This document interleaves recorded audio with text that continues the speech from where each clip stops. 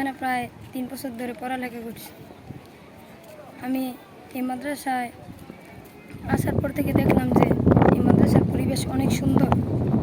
এখানে অনেক বড় মাঠ আছে, আমরা খেলাধুলা করতে পারি এবং মাঠে মাদ্রাসার সাথেই ঈদগাহ আছে এবং কবরস্থান। আমাদের হুজুররা প্রতিদিনই ওদের জন্য দোয়া করে, কবরবাসীর জন্য দোয়া করে এবং আমাদের হুজুররা আমাদেরকে নিজের ছেলের মতো রেখে পড়াশোনা করায়।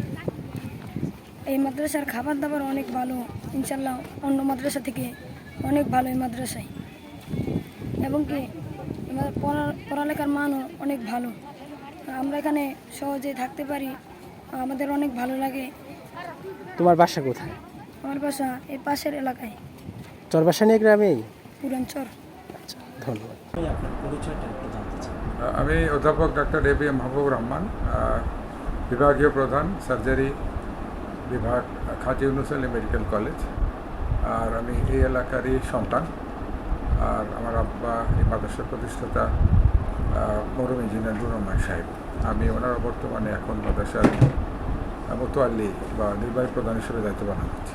এই প্ল্যানের কথা বললাম, আমি চাই এটা দেশের শীর্ষস্থানীয় শিক্ষা প্রতিষ্ঠান হোক। দিনই আমাদের ছাত্র আছেন অনেক, আবাসিক সংকট আছে। আমরা চাই এখানে পার্মানেন্ট স্থাপনা তৈরি করার এই ব্যাপারে আমাদের কাজ করছে, কিন্তু কিছু বিচ্ছিন্ন ঘটনা ঘটে, যেমন অনলাইন পোর্টালের কথাটাই আপনি বললেন। এগুলো একটা ব্যক্তিকেন্দ্রিক আক্রমণ বলে আমি মনে করি। এগুলোতে সামগ্রিকভাবে মাদ্রাসা ক্ষতিগ্রস্ত হয় এবং আপনারা জানেন এই কওমি মাদ্রাসাগুলো মানুষের সাহায্য সহযোগিতায় চলে। সুতরাং আমরা আমাদের যারা ডোনার আছেন তাদের আস্থা থেকে আমরা সরে আসি। এগুলোকে আবার নতুন করে বিল্ড আপ করা খুব একটা বিপদ, টিডিয়াস ব্যাপার। তো আমাদের ইচ্ছা সামনে এখানে মাদ্রাসাটাকে বিল্ডিং করা, এর কাঠামো উন্নয়ন করা, পরিষেবা সাহায্যগুলো উন্নত করা, এবং আমরা এই মাদ্রাসায় ছাত্র কম্পিটিটিভ এক্সামিনেশনের মাধ্যমে নিতে চাই। যে কারণ এত প্রেশার থেকে আমরা নিতে পারি না, আমরা চাই বেছে বেছে ছাত্র নেওয়া। আমাদের শিক্ষকরা যথেষ্ট যোগ্য এবং তারা মেধাবী এবং পরিশ্রম করে।